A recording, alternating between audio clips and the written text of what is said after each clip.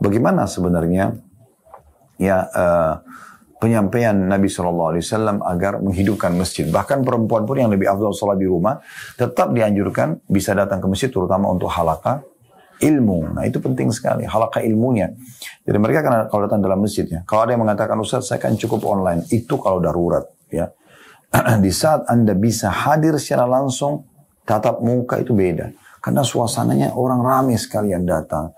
Orang semua pada sibuk menuntut ilmu, itu akan menjadi pengalaman pribadi yang Anda sulit untuk dapatkan kalau Anda sendirian online. Lagi sambil baring-baring di rumah, minum kopi, itu beda dengan Anda langsung hadir kan gitu. Walaupun boleh saja online, tapi jangan lupakan halaqah-halaqah yang harusnya Anda hadiri di masjid-masjid. Allahu Rabbi wal Islamu dini wa Muhammadan Rasulullah.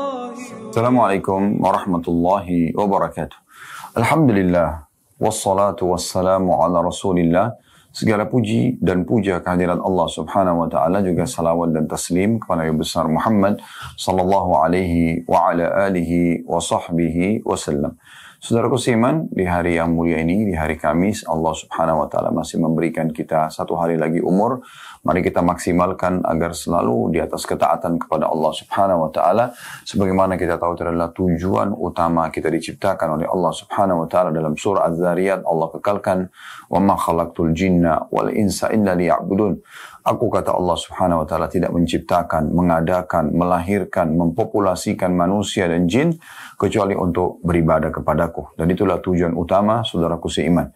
Jangan sampai tersibukkan dengan hal-hal yang merupakan pernak-pernik kehidupan. Hanya melengkapi saja dari makanan, dari minuman, dari pakaian, dari pergaulan.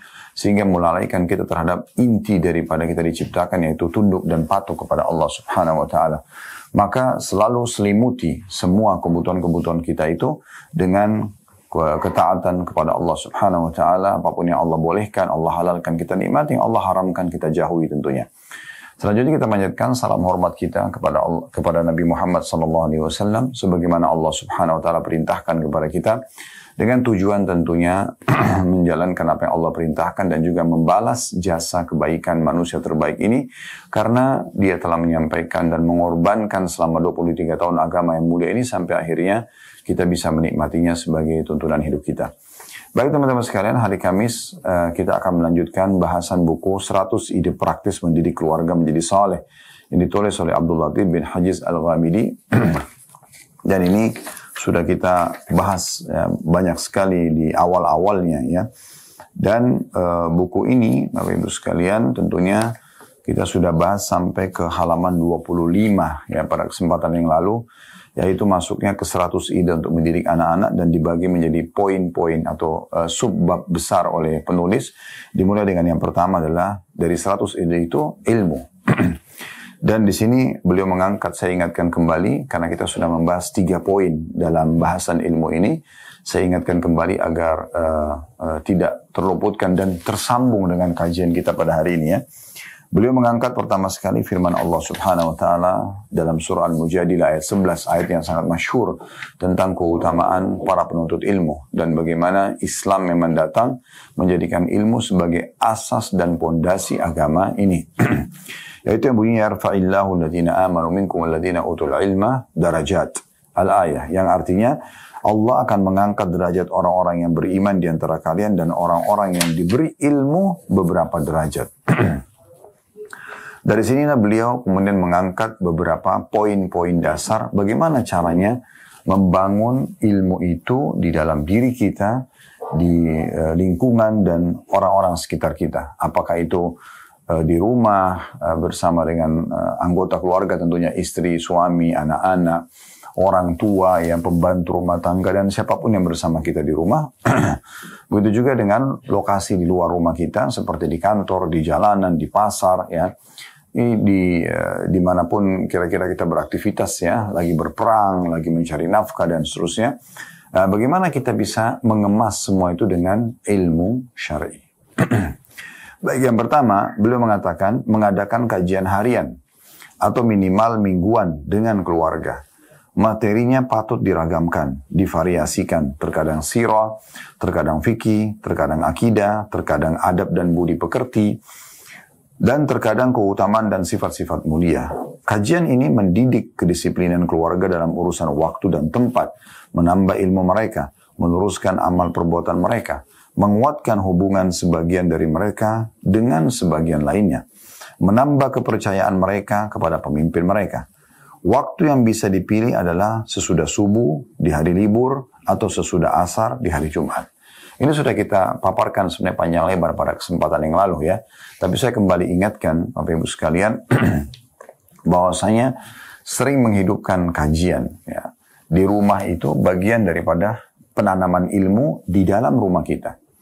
Kalau seandainya ada di antara kita yang punya background agama yang cukup, sebagai suami misalnya atau sebagai ayah, dia sering mengadakan aktivitas ini. Apakah itu hanya diskusi ringan, apakah itu kajian buku, ya, atau dengan membaca, menyuruh istri membaca misalnya, atau anak-anak membaca, kemudian didiskusikan bersama, diberikan tambahan-tambahan faedah.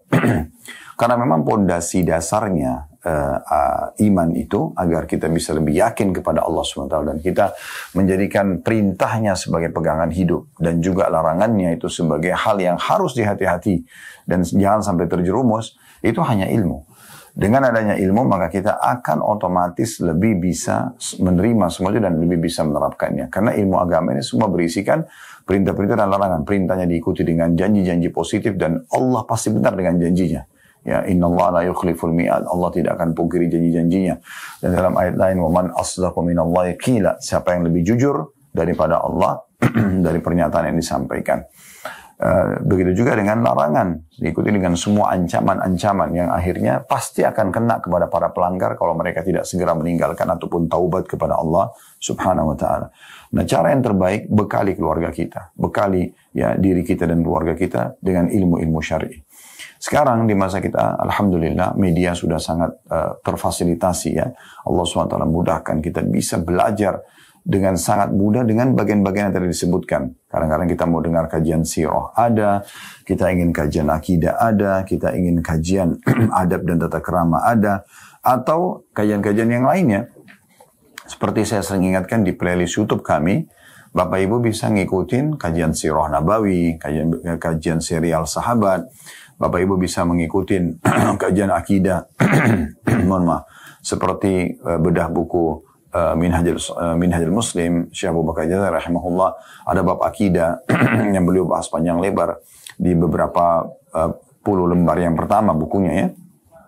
Begitu juga dengan ada kajian adab dan tata krama di sana, ada kajian akhlak, ada kajian fikih muamalah dan fikih ibadah. Jadi satu buku itu sudah sangat lengkap sebenarnya. Anda bisa ikutin dan itu tidak kurang dari hampir mendekati 1000 lembar ya, sekitar 990-an lembar gitu.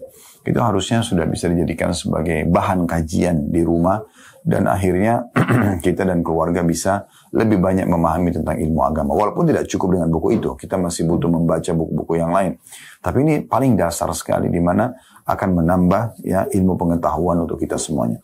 Di poin kedua, setelah itu, setelah dirutinkan kajian sehari sekali atau sepekan sekali, paling tidak, maka akan ada menghafal Al-Quran, yaitu menentukan ayat dan beberapa ayat yang diberikan sebagai kewajiban pagi hari bagi anggota keluarga. Lalu waktu tasmi' itu menyetor hafalan, ditentukan di antara mereka sesuai dengan keadaan mereka. Dari Buraidah radhiyallahu anhu dia mengatakan Rasulullah sallallahu alaihi wasallam bersabda, "Man qara'a al-Qur'ana wa ta'allama wa 'amila bihi ulbisa yawmal qiyamati tajan min nurin daw'uhu mithlu daw'i syams wa yuksa walidayhi hullatani la yakum bihi mad-dunya." Fayaqulan bima kusina hadha fayuqal bi akhdhi waladikum al-Qur'an. Barang siapa yang membaca Al-Quran, mempelajarinya, dan mengamalkannya, maka pada hari kiamat dia diberi mahkota dari cahaya. Cahayanya seperti cahaya matahari. Kedua orang tuanya dipakaikan dua pakaian kebesaran yang tak tertandingi oleh dunia. Keduanya lalu berkata, orang tua kita akan berkata, kalau kita ini suka baca Quran, kita menghafalnya, apa yang menyebabkan kami diberikan pakaian yang seindah ini? Maka dikatakan pada mereka oleh para malaikat, karena pengambilan atau penghafalan Al-Quran oleh anak-anak kalian. Hadis ini disebutkan oleh Al-Hakim dalam kitab Mustadraknya. ini sudah kita jelaskan sebenarnya pada pertemuan yang lalu, saya ingatkan kembali ya. Jadwalkan, haruskan anak-anak kita mengikuti halaqah Quran. Baik itu dimulai dari tahsinnya, belajar membaca Al-Quran yang benar, dengan tajwidnya, kemudian masuk ke hafalannya. Ini akan sangat besar manfaatnya buat kita. Di dunia mereka akan terkontrol dengan Al-Qurannya, kita hidup atau kita sudah meninggal. Di akhirat mereka juga akan mendapatkan manfaat yang sangat besar. Ya, si orang tuanya dan anak itu akan mendapatkan keutamaan yang sangat besar. Seperti hadis Nabi SAW. Nanti dikatakan kepada para penghafal Al-Quran, bacalah ayat sebagaimana kau pernah mentartilnya di dunia. Sesungguhnya akhir kedudukanmu adalah di akhir ayat yang kamu baca. Al-Quran 6.000 ayat sekian. Kata sebagian ulama, bahwasanya tangga surga menuju ke tempat tertinggi sejumlah ayat Al-Quran.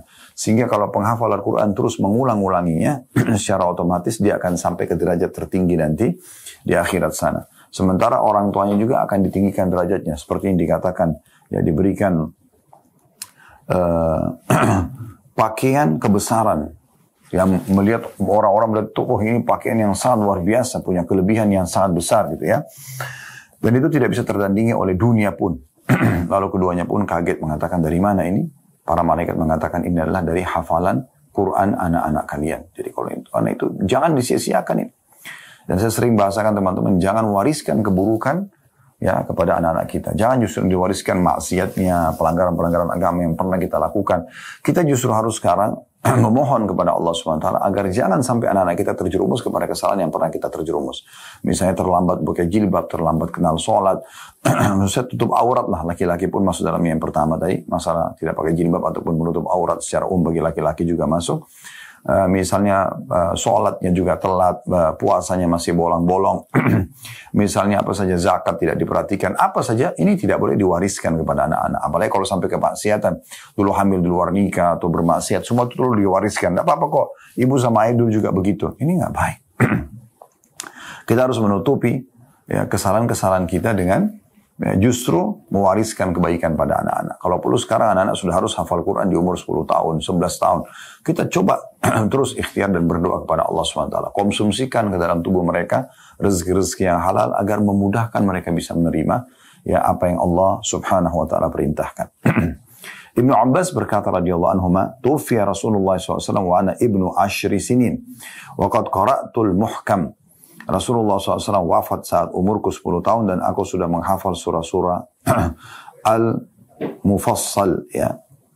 Disebutkan oleh hadis Bukhari, maksudnya surah-surah panjang semua sudah dihafal oleh Ibnu Abbas radhiyallahu anhu.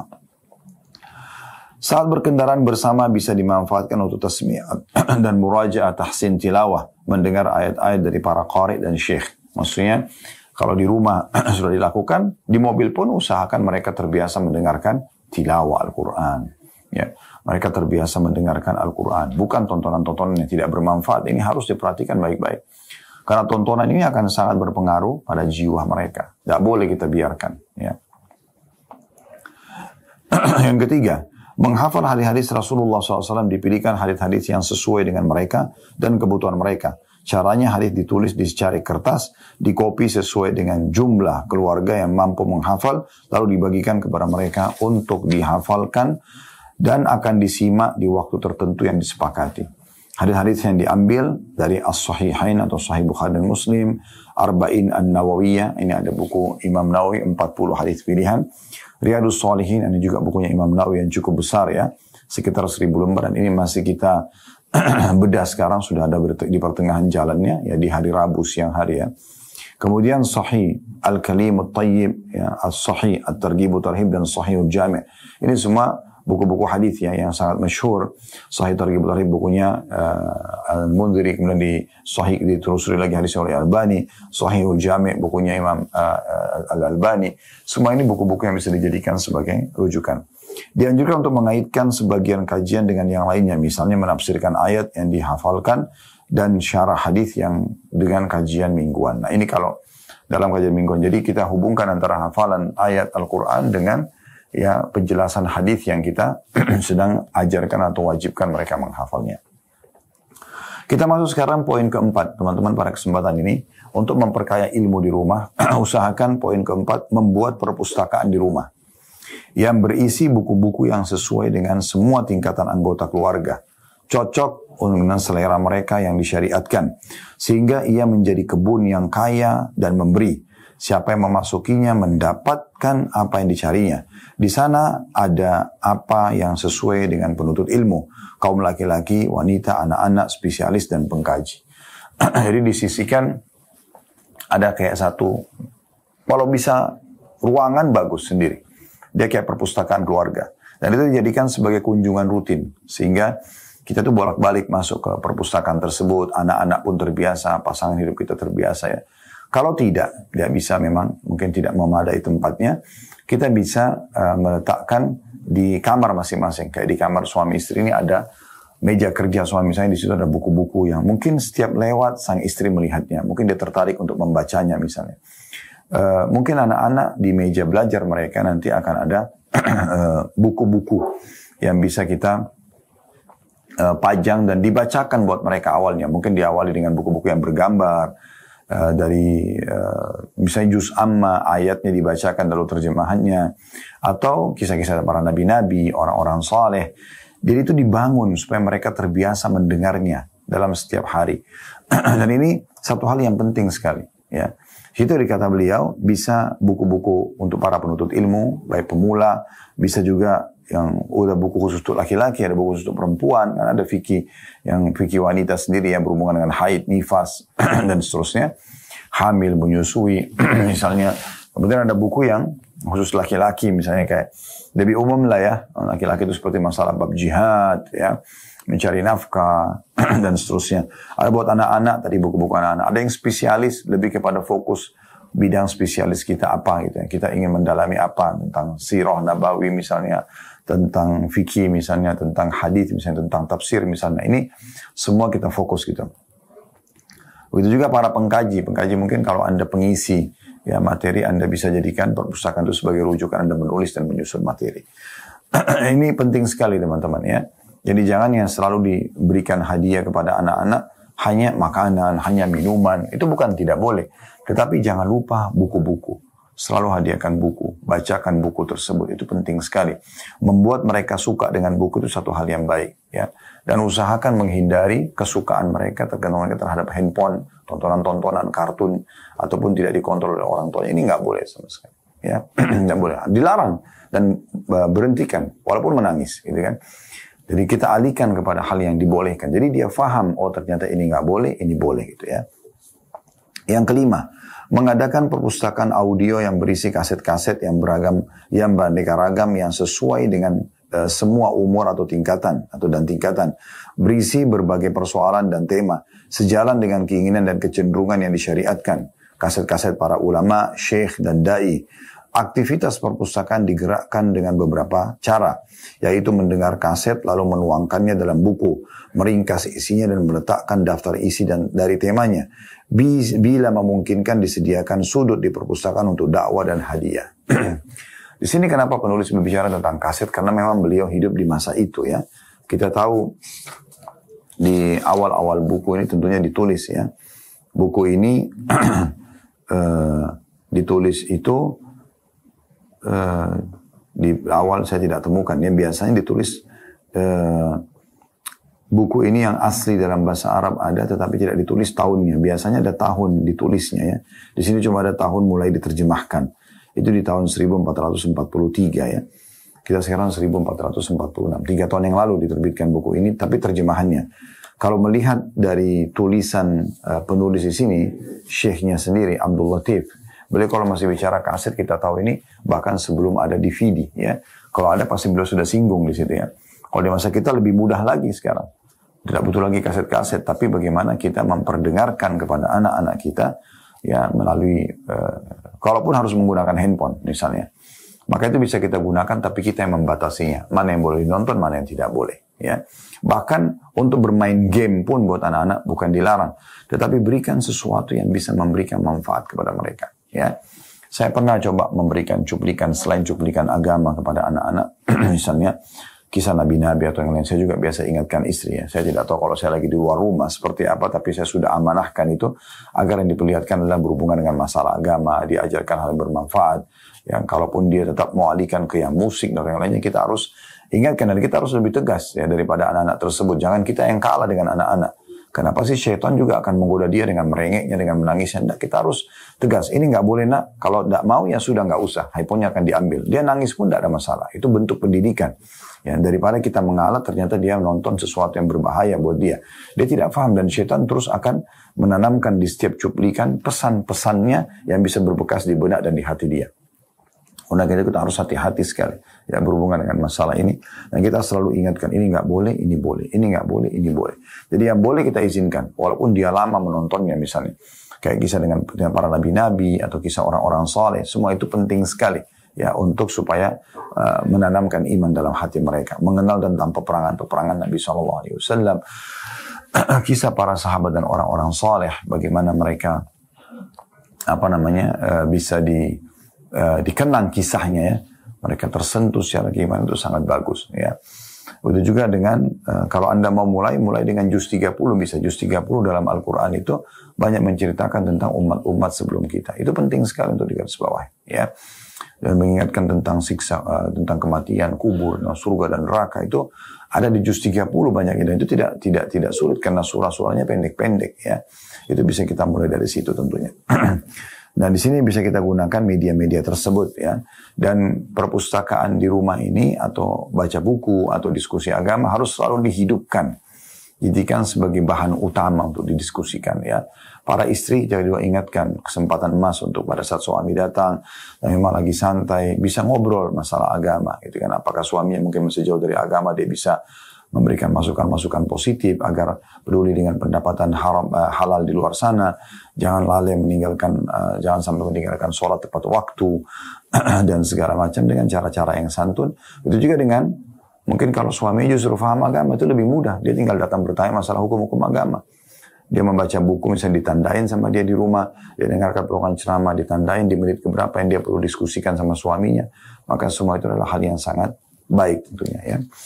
Kemudian teman-teman sekalian, setelah menghidupkan perpustakaan di rumah dengan buku-buku dan audio, mungkin dengan visual juga, dan kita jadikan itu sebagai sebuah program keluarga, maka kita pindah ke poin ke-6, masalah kisah-kisah.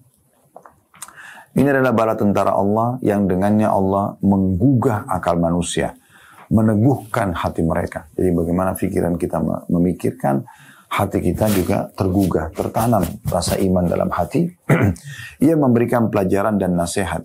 Ini bisa dipakai sebagai media dakwah. Sebagian dari kisah-kisah Nabi-Nabi alaihimussalatu wassalam dan kejadian-kejadian yang tercatat dalam sejarah disampaikan kepada keluarga, khususnya dalam masa rehat dari kelelahan jasmani dan rohani. Sangat bagus manakala anak-anak muda diperdengarkan kisah Ashabul Ukhdud. Ya. Sangat bagus bila para istri diperdengarkan hadits Ummu Dzara. Ya. Sangat bagus bila orang-orang dewasa diperdengarkan kisah para nabi dan rasul. Nah, kalau kisah tentang Ashabul Ukhdud, ashab jamak daripada sahib, ukhdud parit ya. Jadi di masa dulu sebelum Nabi SAW diutus, pernah ada kisah Ashabul Ukhdud ya. Seorang raja Yahudi yang sangat zalim, mereka membantai kaum Nasrani di masa itu belum diutus Nabi Muhammad SAW ya, sehingga ajaran agama yang terakhir agama Nasrani di saat itu. Maka mereka pun raja zalim ini dengan para pengikutnya membuat parit lalu membakar orang-orang yang tidak mau meninggalkan agama mereka. Dikenal dengan Ashabul Ukhdud. Dan ini yang disebutkan salah satu keajaiban pada saat itu terjadi, bayi yang bisa bicara di buayan ya. Karena pada saat ibunya mau loncat ke dalam api, dia prihatin dengan anaknya. Dia sendiri tidak ragu untuk dirinya. Maka tiba-tiba anaknya bicara dalam buayan mengatakan, "Ibu, ya loncatlah, lemparkan dirimu. Yang sungguhnya kita di atas kebenaran." Maka ibu itu tanpa ragu lalu kemudian melemparkan dirinya ke dalam api. Itu kisah Ashabul Ukhdud ya. Itu Allah sebut ceritakan dalam Al-Quran. Qutila ashabul ukhdud, an-nari dhatil waqud, idhum alaiha qu'ud, wa hum ala ma yaf'aluna bil mu'minina syuhud ya. Wa ma naqamu minhum illa an amanu billahi. Jadi al-ayah maksudnya adalah kisah ashabul ukhdud itu kisah tentang orang-orang yang dibuatkan parit, dibakar ya. Api yang bergejolak dinyalakan untuk membunuh mereka ya. Dan mereka duduk sambil menyaksikan pembantian atau penyiksaan tersebut. Ya. Dan mereka akan menjadi saksi pada hari kiamat terhadap apa yang mereka kerjakan itu. Ya, akan dituntut mereka nanti pada hari kiamat karena perilaku mereka ini. Dan mereka tidak balas dendam dengan orang-orang kecuali mereka beriman kepada Allah. Ya, gitu. Itu kisah Ashabul Ukhdud. Jadi diperdengarkan bagaimana perjuangan mereka mempertahankan keimanannya misalnya. Sama dengan hadits Ummu Dzar, ya, hadits Ummu Dzar yang sangat masyhur. Kisah bagaimana seorang ibu, ya, ini diriwayatkan oleh Imam Muslim. Seorang istri, ya. Kalau untuk istri bagaimana dia bisa belajar dari Ummu Dzar dan sahabat-sahabat Nabi yang lain, bagaimana mereka melayani suami mereka, bagaimana mereka membangun rumah tangganya dengan baik, dengan keharmonisan dan seterusnya, ya. Dan bagaimana juga diambil pelajaran kalau orang sudah dikasih suami yang baik, yang saleh, jangan ditinggalkan begitu saja, ya. Karena walaupun Anda menikah lagi dengan laki-laki lain, belum tentu Anda mendapatkan orang yang sebaik dia dari sisi keimanan terutama, ya.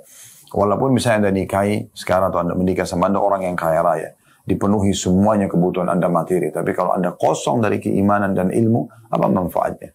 Sementara mungkin rumah itu sederhana tapi diisi dengan keimanan dan ilmu, justru itu akan membuat rumah tangga itu bahagia dan tentram. Lalu beliau mengatakan juga kisah para nabi-nabi dan rasul itu dibacakan, selalu diutinkan, didengarkan gitu, ya. Baik, kemudian yang ketujuh, teman-teman sekalian, berlangganan majalah dengan manhaj Islam yang sahih. Maksudnya, kalau di masa dulu memang masih banyak majalah, sekarang mungkin majalah sudah tidak terlalu diminati, ya. Tetapi mungkin bisa dimaksud dalamnya buku-buku tadi, ya. Kalau ada di masa dulu, majalah itu masih aktif sekali, ya. Mungkin di masa beliau menulis buku ini, ya. Jadi berlangganan dengan majalah-majalah yang Islam, mingguan atau bulanan atau musiman, ataupun tahunan. Dan ini sekaligus membantu majalah tersebut untuk bisa terus eksis karena kita membelinya, ya. Yang penting adalah keluarga memiliki alternatif Islami yang baik di tempat gempuran informasi hampa yang menyerang rumah-rumah. Langganan majalah ini bisa menjadi hadiah atau bonus menarik bagi anggota keluarga yang melakukan sesuatu yang baik atau berbuat mulia dalam satu kesempatan. Jadi mungkin kalaupun anak-anak mau diberikan sesuatu, kalau bukan buku, mungkin ada serial apa, ya. Yang dalam bentuk, kalau kayak majalah kan tuh variasi sekali, ya. Banyak sekali informasi dalamnya. Kan bedanya buku sama majalah itu, kalau buku dia fokus kepada bahasan yang sedang diinginkan.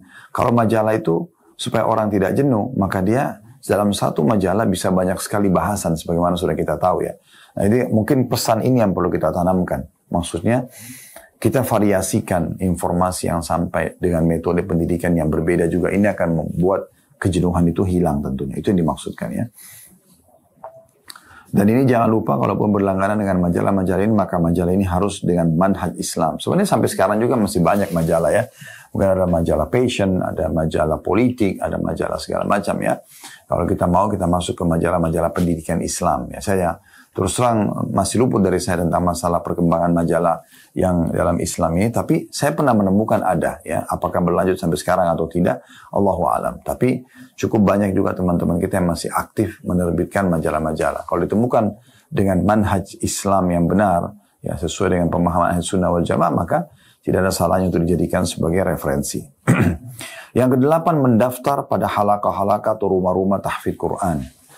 Baik untuk orang dewasa di masjid-masjid atau di rumah-rumah, para hafizat untuk ibu-ibu, khususnya halaqah tahfidz yang memiliki kiprah dan aktivitas yang kentara, maksudnya terlihat, ya. Pemikiran ini termasuk perkara yang seorang muslim patut memperhatikannya dalam mendidik keluarganya. Seorang wanita akan menemukan wanita-wanita salihah sehingga dia akan terjauhkan dari wanita-wanita yang memiliki hati yang sakit dan berakal hampa. Di sebagian rumah-rumah tahfidz ada TPA yang mengajari anak-anak dasar-dasar Al-Quran, menulis, membaca, dan akhlak-akhlak Islam yang mulia sesuai dengan usia mereka. Nah, di poin ini tentunya penulis mengajak kita untuk ayo coba satu keluarga itu punya program pergi ke rumah tahfidz, terikat dengan mereka, ya. Ini kebutuhannya sebenarnya bisa dipenuhi di rumah, ya. Bisa kita lakukan, kita keluar atau kita dalam rumah. Kalau dalam rumah berarti memang usahakan juga satu keluarga itu belajar, ya. Belajar bacaan Quran, belajar terjemahannya, ya. menambah tadi hafalan-hafalan di poin sebelumnya, ya mengaitkan antara Al-Quran itu dengan penjelasan atau syarah hadits-hadits Nabi SAW, ya hukum-hukum agama. Nah itu semua penting. Nah kalau kita keluar terikat dengan TPA misalnya atau halaqah-halaqah tahfidz Quran, ini tambahannya adalah kita bertemu dengan orang-orang yang saleh dan salihah. Kita bisa lebih banyak mengenal mereka ya, sehingga akhirnya terbentuklah komunitas kita bersama mereka. Terkadang mungkin di awalnya kita sedikit agak kaku ya atau kikuk karena memang melihat keadaan mereka yang sudah hafal 30 juz, mungkin mereka sudah lancar berbahasa Arab, tetapi itu justru pendongkraknya. Itu nanti yang membuat kita mau seperti mereka. Di hari-hari pertama syaitan akan membubui kita seakan-akan itu sulit, itu susah dan segala macam. Tapi setelahnya itu akan sangat mudah. Setelahnya akan sangat mudah gitu ya. Mungkin sehari, sepekan, sebulan, lama-lama Anda akan adaptasi dengan sendirinya. Seperti Anda kalau pertama kali hadir dalam halaqah majelis ilmu misalnya. Mungkin di awal Anda datang, Anda bingung melihat orang-orang sibuk menulis. Mereka begitu ditanya sama ustadznya, maka mereka bisa langsung meresponnya, karena mereka sudah terbiasa. Maka Anda pertama-tama mungkin agak kikuk sedikit, tapi lama-lama Anda akan terbiasa, teman-teman sekalian. Saya dulu punya pengalaman pribadi waktu duduk di kampus di Madinah dulu. Saya melihat dan saya jadikan pelajaran akhirnya sampai pendidikan setelahnya. Saya melihat ternyata, orang-orang yang mau seriusin, dia duduk, dia dengarin dosen, dia tulis, dia coba bertanya, jadi pintar gitu. Dibandingkan orang yang begitu dia dengar, kayaknya saya nggak paham materinya. Dia nggak mau bertanya. Dia biarin saya berlalu begitu saja informasi. Padahal sebenarnya itu informasi penting. Maka di saat itu dia akan seterusnya tidak bisa mengetahuinya. Saya dulu pernah duduk sama orang-orang yang seperti ini, yang tidak mau tahu, ya udah, ini dosen ngomong apa, nggak ngerti, sudahlah, nggak apa-apa, nanti aja kalau mau ujian baru baca, misal. Dengan saya pernah duduk, setelah itu saya ubah ya, dengan perombakan ini membuat saya jadi berubah total. Saya melihat di 2-3 baris pertama di dalam kelas, karena ada sekitar 8 baris meja ke belakang ya, sama kursi. Itu 3 baris pertama tuh para penuntut ilmu yang betul-betul serius, karena dosen datang, mereka sudah siapin buku tulisnya, pulpennya, buku cetak atau kitab yang perlu dibahas gitu ya. Terus guru mulai masuk, mulai bicara, setelah muji Allah, salawat, langsung masuk ke materinya. Mulai dari pertama tuh mereka sudah diskusi sama gurunya, sama dosennya. Ini apa maksudnya? Ini kenapa begini? Ini dalilnya. Coba buka halaman ini, dibuka sama mereka, ditandain sama mereka. Apa yang mereka belum paham ditanya. Jadi diskusi hidup dalam 50-60 menit itu. Ya, kurang lebih 50 menit sampai 1 jam. Saya coba pindah ke tempat mereka di 3 baris pertama itu. Karena di kelas waktu itu tidak ditentukan nomor bangkunya, siapa saja datang duluan boleh duduk. Maka saya duduk, saya pindah. Mungkin orang-orang di sekitar saya bingung juga melihat, kok ini orang dari kursi belakang sekarang pindah ke depan gitu. Tapi mereka tidak melarangnya.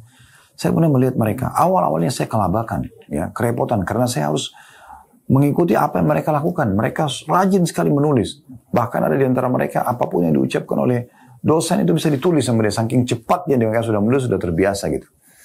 3 bulan pertama teman-teman saya adaptasi. Ya, dengan godaan-godaan syaitan untuk apa nyusahin diri, untuk apa begini dan seterusnya. Tapi saya tidak mau pedulikan. Saya harus bisa seperti mereka. Bahkan kalau perlu saya harus ungguli mereka. Dan bifadlillah, dengan karunia dari Allah SWT, saya bisa bersama mereka, bahkan lebih baik daripada mereka. Setelah 3 bulan kemudian, saya sampai masih menyimpan buku-buku tulis saya, teman-teman sekalian. Itu di dalam bahasa Arab, ya, tulisan apa yang diucapkan oleh dosen dalam tinta warna hitam, dan yang ayat ukurannya pakai tinta warna merah. Dan itu bisa dengan dosen ucapin, saya langsung tulis. Sampai ada di beberapa materi itu pada saat mau ujian, karena dosennya datang cuma ngomong saja, dia tanya, siapa di antara mahasiswa yang menulis tulisan? Semua pada serahkan tulisan, dan saya pun sempat serahkan tulisan. Begitu minggu depannya beliau datang, beliau mengatakan, coba ini difotokopi tulisannya si Fulan, disebutlah nama saya waktu itu, dan ini difotokopi oleh mayoritas mahasiswa untuk dijadikan sebagai bahan ujian nantinya. Itu kan satu prestasi yang luar biasa, bukan untuk berbangga-bangga ya, tapi ternyata manfaatnya selain kita mendapatkan ilmu, kita juga dapat keterampilan menulis, kita juga dapat ekstra pahala karena buku kita, tulisan kita yang dibaca oleh mahasiswa yang lainnya. Itu contohnya. Nah ini saya tarik dan jadikan sebagai prinsip hidup. Dan sampai sekarang pun alhamdulillah materi-materi kita coba susun, kita kemas dengan baik. Dan itu tidak sedikit di antara teman-teman dai juga yang menjadikannya sebagai rujukan. Alhamdulillah ini satu karunia yang besar. Nah yang penting kita mau melakukan itu teman-teman sekalian. Ini penting sekali ya. Jadi kita bagaimana coba ya hadirkan banyak celah-celah dan metode-metode yang kita bisa lebih banyak menuntut ilmu dan akhirnya juga kita bisa mudah menjadi contoh bagi orang lain. Kita kembali ke poin 8 tadi. Nah, masalah halaqah Quran ini penting sekali di luar rumah. Kita bisa bertemu dengan orang-orang yang baik ataupun kita ya di rumah kita mengundang mereka. Kalau tadi orang-orang baik, saya melihat sendiri perubahan yang terjadi pada diri saya karena saya coba duduk sama mereka, akhirnya saya bisa bersama mereka dan adaptasi akhirnya. Dan itu yang terjadi kalau Anda terus bersama dengan komunitas-komunitas yang baik, Anda akan bisa sama dengan mereka atau bahkan lebih. Kemudian yang ke-9, teman-teman sekalian, saran beliau dalam masalah ilmu ini adalah menghadiri ceramah-ceramah umum di masjid dan tempat-tempat kajian dakwah seperti daurah ilmiah ya. Kami sudah adakan ini daurah keluarga. Bulan lalu alhamdulillah, beberapa bulan yang lalu alhamdulillah ada kajian manajemen rumah tangga Islami 1. Saya sekaligus mengajak teman-teman mengikuti live ataupun siaran ulang ini. Kita juga ada nanti di akhir bulan ini, ya pekan depan tepatnya ya, di Agustus ini, insya Allah 30 Agustus sampai 1 September kita akan ada daurah keluarga manajemen rumah tangga Islami 2. Coba hadir daurah-daurah seperti ini. Kalau kami khusus membahas masalah memang rumah tangga ya. Dan bagaimana polemik rumah tangga, bagaimana menyusunnya dengan baik, menjaganya agar tetap dalam real keimanan. Ya, nanti kita akan bahas masalah bakti dengan orang tua, hak anak-anak, dan juga tentunya hak kerabat. Nanti akan terus ada manajemen rumah tangga Islami 3, 4, 5, sampai 10 insya Allah kita akan buat nanti pertemuan demi pertemuan. Itu perlu dihadiri. Atau Anda datang kajian-kajian umum di masjid juga ada kajian kami kayak di Blok M misalnya hari Rabu malam ya, ada kajian dosa-dosa besar. Pekan pertama, pekan kedua, pekan ketiga kayak semalam Rabu ketiga kita membahas tentang inspirasi hijrah. Bagaimana teman-teman yang sudah hijrah, ya apa sebab, apa dulu kegiatannya digeluti, lalu mereka menyadarinya. Bagaimana Allah sentuhkan secara keimanan mereka untuk meninggalkan perbuatan salah mereka itu. Dan kemudian bagaimana prosesnya mereka hijrah, lalu bagaimana mereka sekarang mempertahankan hasil hijrahnya itu. Sambil diambil hikmahnya, kalau ada sesuatu yang perlu kita ingatkan, kita pun atau saya pun menengahi dan coba mengingatkan ya tamu yang datang bahwasanya harusnya dia seperti ini dan seperti itu misalnya. Kalau dia sampaikan sesuatu yang sudah benar sesuai dengan teori agama, kita berikan dukungan tentunya. Dan itu jadi pelajaran bagi orang lain.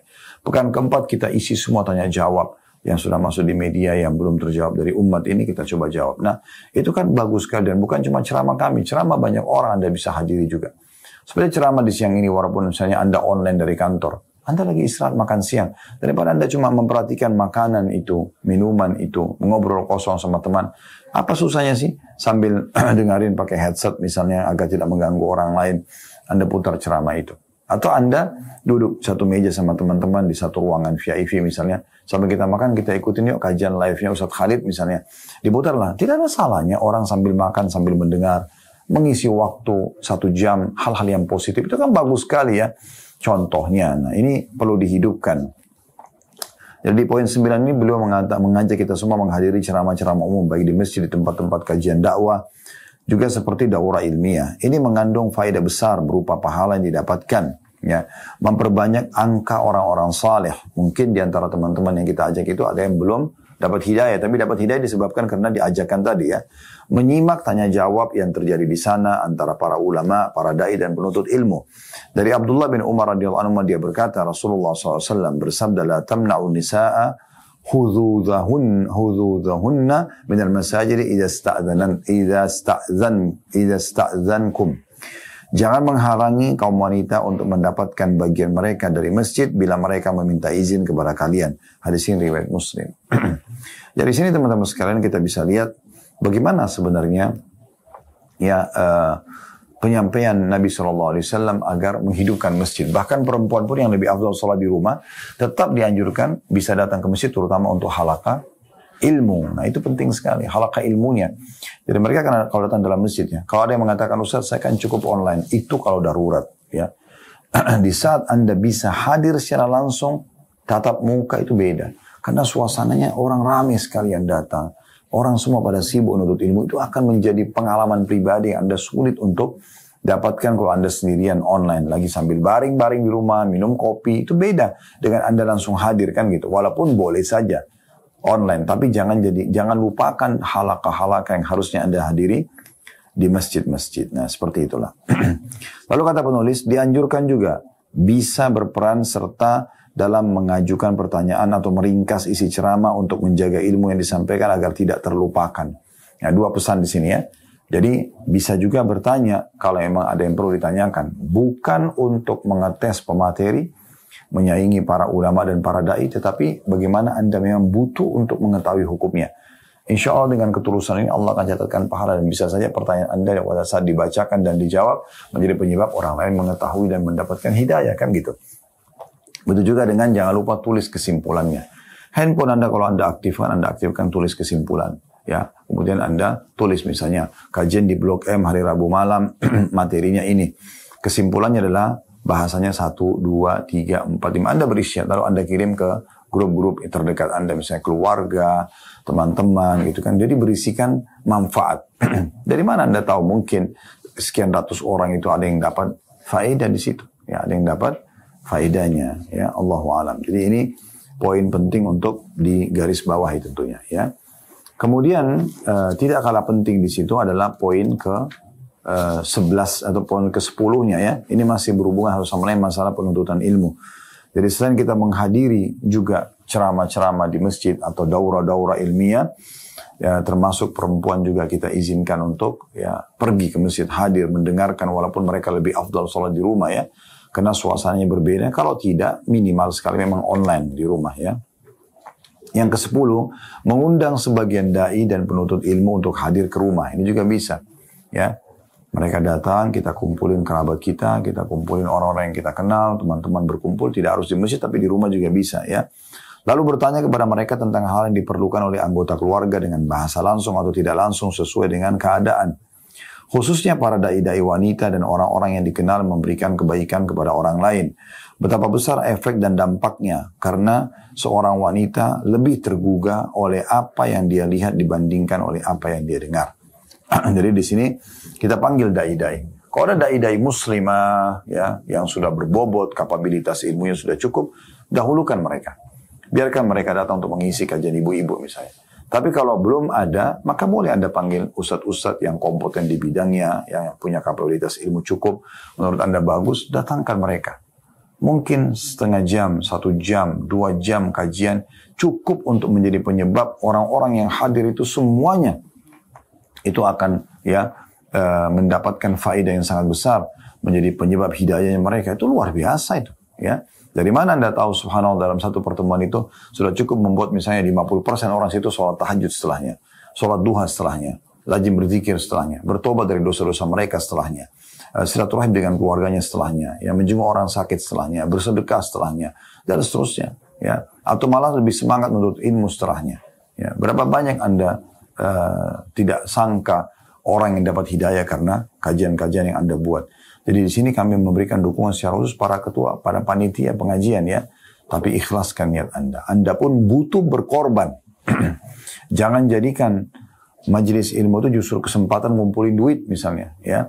Jadi sebarin kotak atau ambil uang dari peserta di situ yang datang ke rumah Anda, lalu kemudian uang itu justru Anda gunakan ya tanpa ada terlibat sama sekali. Bukan berarti tidak boleh kalau orang mau bersedekah, orang mau nyumbang, itu silakan saja. Tapi kalau Anda sendiri kumpulin dan Anda tidak terlibat, kabura maqtan indallah an taqulu ma la taf'alun. Besar berat di sisi Allah kalian mengucapkan tanpa mempraktikannya gitu ya. Kenapa Anda tidak menjadi donatur yang pertama? Ya kan gitu. Bukan cuma tempat, memang Anda pun menyiapkan. Bahkan Masya Allah ada sebagian panitia, dia menyiapkan tempatnya, dia menyiapkan konsumsinya, dia menyiapkan transport ustadznya, itu sangat luar biasa. Dia tidak pungut dari jamaahnya pun, itu pengorbanan yang sempurna. Dan dia akan dapatkan pahalanya menyenangkan dia pada hari kiamat nanti tentunya ya. Tapi ada juga orang mungkin karena dia buat pengajian, dia pikir itu butuh untuk pembiayaan dan segala macam. Mungkin dia tidak punya kemampuan, maka dia coba buka. Mungkin ada yang mau, oke. Tapi ingat, uang itu memang untuk kajian tadi. Ya, bukan untuk Anda gunakan pribadi misalnya. Nah itu penting untuk digarisbawahi, supaya betul-betul nanti jadi berkah majelis ilmu tersebut. Kalau Anda bisa meraih pahala itu sendiri, kenapa harus dibagi-bagi sama orang lain? Kan begitu. Nah itu poinnya. Jadi ini juga poin penting yang ke-10, bagaimana kita selalu sibuk. Ya, ini berlanjut terus ya. 9 dan 10 ini sangat erat hubungannya. Karena 9 tadi kita hadir ke ceramah-ceramah umum di luar, hadiri daurah-daurah ilmiah ya, daurah sehari, semalam, daurah beberapa hari, ya pesantren kilat kalau kita ya. Itu juga yang ke-10 adalah bagaimana kita mengundang para dai-dai untuk datang ke rumah kita dan kemudian mereka mengisi ya di situ materi-materi yang sangat penting untuk bisa kita bahas dan lebih mengerucut lebih bagus. Misalnya bahas tentang sebuah buku itu nggak usah tebal-tebal dulu, yang kecil-kecil ya. Kemarin kami baru membahas buku tentang buah manisnya kesabaran misalnya. Kita bahas masalah sabar saja. Setelahnya saya lanjut ada bahasan buku tentang keajaiban doa ya, cara diterimanya doa dan segala macam. Itu mengerucut itu sangat bagus. Sehingga selesai, Anda sudah selesai membahasnya, jemaah pun sudah fokus kepada satu materi. Itu sangat bagus, itu sangat bagus. Nah, ini poin penting juga untuk digaris bawahi tentunya ya. Baik, kita lanjutkan poin ke-11 teman-teman sekalian, dan poin ke-11 ini mungkin dengannya kita akan tutup ya, berhubungan dengan masalah menuntut ilmu ini, yaitu menyiapkan papan tulis ya. Ia digantungkan di salah satu dinding di rumah yang sering dilihat oleh penghuni rumah. Ditulis di sana sesuatu yang memberikan manfaat kepada penghuni rumah, seperti hikmah harian, sebagian ayat atau hadits, khususnya zikir-zikir, karena sering terlihat maka ia akan menempel pada ingatan dengan sedikit tambahan konsentrasi, maka ia akan dihafal. Nah ini mungkin masih jarang dilakukan ya. Jadi mungkin gini lah, kalau ada hiasan dinding ya, yang biasa kita dindingkan tuh bagus tuh, indah, ya, bagus pemandangan. Tapi kan itu tidak ada pesan spiritualnya, ya tidak ada pesan spiritual. Nah ini contohnya, saya mau berbagi pengalaman juga ya. Walaupun ini saya pun masih belum maksimal dalam melakukan ini, tapi insya Allah saya akan coba terapkan juga di rumah lagi ya, ke depannya biidznillah ta'ala. Jadi memang saya pernah menghafal, atau sering saya menghafal, kadang-kadang saya menghafal, ada syair-syair, pesan-pesan para ulama, potongan hadis, potongan ayat, dan terngiang-ngiang. Itu dulu karena di kampus kami, di building itu kebetulan memang karena tidak pakai lift. Ada 5 lantai, ada 4 lantai building, kami tinggal di asrama dulu di Madinah. Tapi ada ijtihad, ada upaya yang dilakukan oleh para petugas yang memang mengawasin building itu, mengingatkan teman-teman yang waktu sholat itu diingatkan pada keliling di kamar, ayo sholat, waktu sholat disuruh ke masjid misalnya. Dan dari tangga, dari satu lantai ke lantai yang di bawah, misalnya dari lantai 5 turun ke lantai 4, lantai 4 turun ke 3, 3 ke 1, 2, 2 ke 1, sampai keluar. Itu di jedah tangga itu ada ditempel di dinding, pakai kertas, waktu itu masih kertas karton biasa ya. Kemudian ditulis pakai spidol dengan orang yang kaligrafinya bagus, misalnya Imam Syafi'i berkata, ya, Imam Ahmad berkata, Imam Malik berkata misalnya, atau sebuah hadits atau sebuah ayat ditulis. Karena itu dibiarkan selama seminggu atau sampai 10 hari.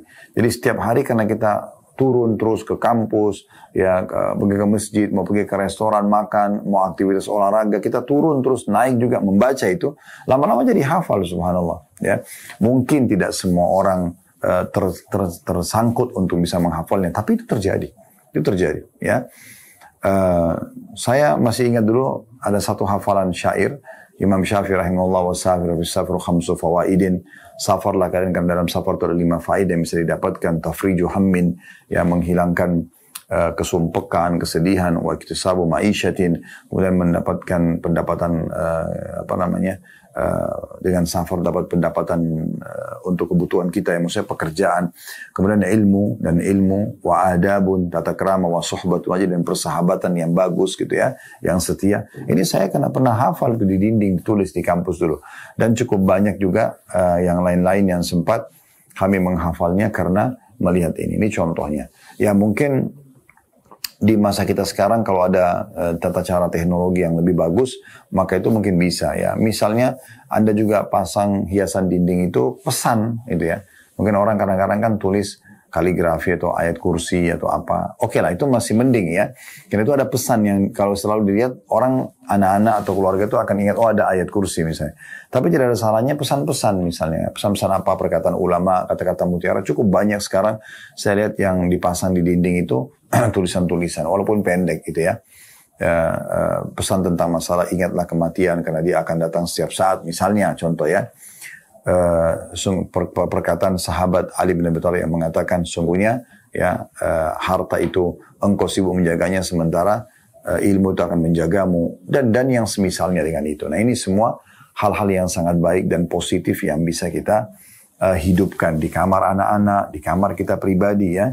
Dan ini sangat bagus. Mungkin kalau ada tadi saya bilang teknologi lebih canggih lagi, misalnya dia dalam bentuk TV dan TV itu berputar pesan-pesan. Nah, ada juga satu poin penting. Saya pernah sholat di satu masjid.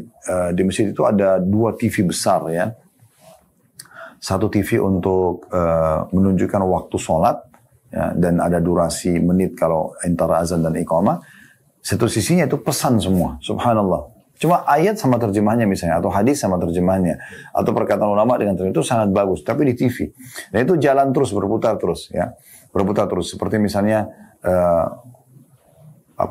ayat tentang innallaha ma'al ladzina taqaw walladzina hum muhsinun. Allah akan bersama dengan orang-orang yang bertakwa dan orang-orang yang berbuat kebaikan. Dengan terjemahannya. Tidak ada suara, hanya gambar saja. Cuma diikuti dengan gambar-gambar yang menarik kayak gambar padang pasir atau yang semisalnya. Kemudian tentang hadits Nabi SAW apa misalnya ya. Kemudian tentang masalah kematian, masalah perkataan ulama misalnya. Cukup banyak. Dan saya sambil nunggu antara azan di kamar, saya melihat bagus sekali pesan-pesannya itu. Dan itu karena terulang-ulang terus ya. Dan di TV kan bisa diganti-ganti. Maka misalnya dibiarkan itu dalam 1 bulan. Sehingga jemaah sudah menghafalnya. Supaya tidak ada kejenuhan bulan depan bisa diganti. Contohnya. Nah hal-hal seperti ini sangat baik ya. Sama kalau Anda putar TV di rumah, yang diputar itu adalah ceramah. Biasakan dengarkan ceramah dari ceramah ke ceramah yang lainnya. Alhamdulillah sudah cukup banyak sekarang TV-TV satelit ya.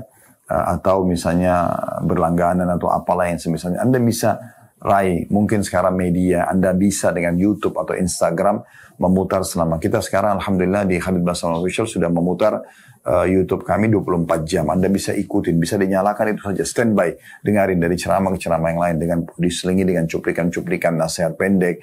Mungkin ada sedikit iklan dan informasi yang kami sampaikan. Itu seperti TV, Anda nyalakan aja 24 jam. Tidak ada ruginya. Di saat sholat kita ada azan ya. Kemudian jadi Anda bisa sambil tersadarkan lah di saat waktu sholat. Oh ternyata sudah masuk waktu duhur, asar, maghrib, isya, subuh kan gitu. Di hari Jumat Anda bisa mendengarkan khutbah dari Masjid Haram Mekah dengan terjemahannya misalnya. Itu kami putarkan di channel kami. Gratis lagi. Anda cuma butuh wifi saja yang sekarang semua rumah punya itu ya. Itu biasakan. Anak kita dari kecil pun bisa mendengar. Keluarga kita bisa mendengar. Kalau perlu selalu dinyalakan itu ya. Dan hindari tontonan-tontonan seperti sinetron-sinetron, film-film yang akhirnya membuat nanti juga ini bisa mewarnai kehidupan kita. Biarkan kita menjadi seorang muslim yang sejati. Allahu a'lam. Ini bahasan kita teman-teman sekalian dan kedepannya insya Allah kita lanjutkan di poin ke-12 masih di subbab 1 yaitu masalah ilmu tentunya.